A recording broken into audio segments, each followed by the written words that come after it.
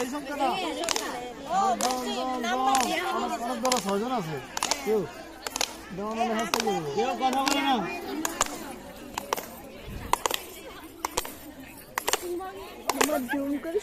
ওই তো আমি কি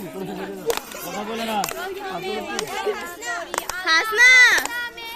তারপরে বন্দনা করি দয়াল নবীর নামে তারপরে বন্দনা করি তিনি আমার গুরু তাহার পায়ে সালাম রেখে জারি করলাম শুরু চলো স্কুলেতে যাই চলো স্কুলেতে যাই বড় হয়ে লিখে যাই পড়াইতে যাই চলো স্কুলেতে যাই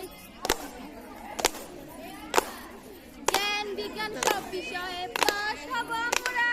হব না তাদের মতো বোকা হয় যারা চলো স্কুলেতে যাই চলো স্কুলেতে যাই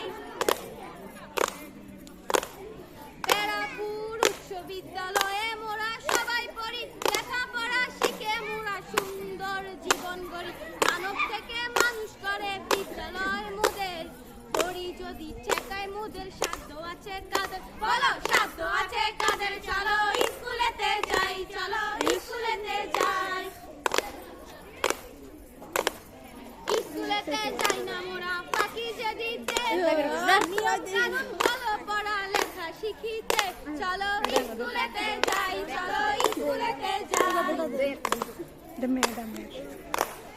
দাম নেই কোনো দেশের মূর্খ মানবের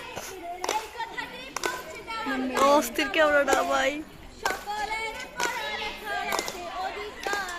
তাই তো উপবৃত্তি প্রদান করে যে সরকার চলো স্কুলেতে যাই চলো স্কুলেতে যাই